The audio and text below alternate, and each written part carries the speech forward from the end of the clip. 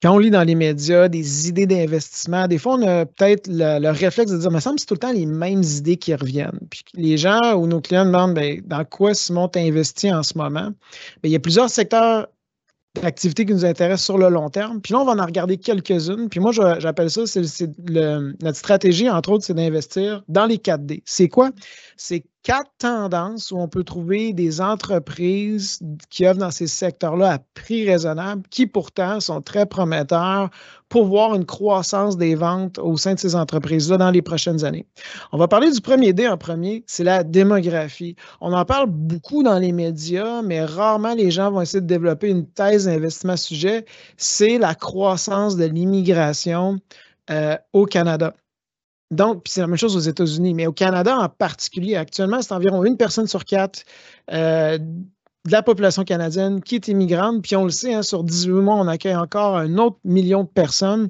Ça change les habitudes de consommation, puis ça va permettre à certains secteurs, que ce soit dans le secteur du logement ou que ce soit le secteur agroalimentaire ou de la communication, de se développer pour s'adapter à cette nouvelle demande-là qui est constamment en évolution. Mais dans le changement démographique, oui, l'immigration fait des changements, mais moi, à mon avis, il y a un facteur encore plus important, c'est un tsunami à venir, c'est le vieillissement de la population.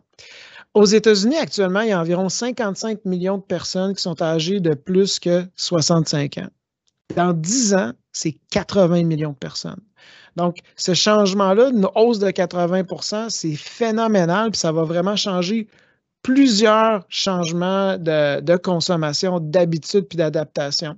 Entre autres, si on regarde dans le marché actuellement, on peut regarder les chaînes de pharmacie. Le secteur de la consommation de base a été à baisse. Pourtant, avec le vieillissement de population, ce secteur d'activité-là pourrait être avantagé. Puis on voit dans toutes les cohortes d'âge, la seule où il y a vraiment une croissance très élevée, c'est dans la cohorte des 65 ans et plus.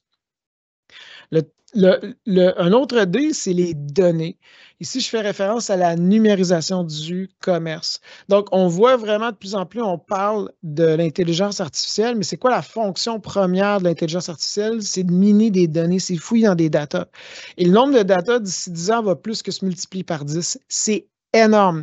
Donc, actuellement, les gens veulent s'exposer à l'intelligence artificielle, puis on a des coqueluches en ce moment comme NVIDIA ou des sociétés de semi-conducteurs dont on parle beaucoup, mais de plus en plus, il y a des compagnies qui accompagnent les entreprises à faire l'analyse de ces données-là. Et elles, évidemment, bénéficient vraiment de plus grande part de marché pour les meilleurs d'entre eux dans un contexte où le marché est en croissance. Le troisième D que je vais parler, c'est décarboner. Donc, on a une transition énergétique. Puis, je viens de parler, là, les centres, l'analyse de données, là, tous les serveurs puis les centres d'analyse de données, ça tire beaucoup d'énergie, puis on va manquer d'électricité à long terme si on n'intervient pas. Et là, on voit vraiment des choix faits par les gouvernements pour propulser justement la production d'électricité. Entre autres, aux États-Unis, il y a un budget de plus de 400 milliards de dollars qui a été déployé pour investir, entre autres, dans la production énergétique. Et là, on voit la demande va doubler d'ici 2050. Et qu'est-ce qui va combler cette demande-là?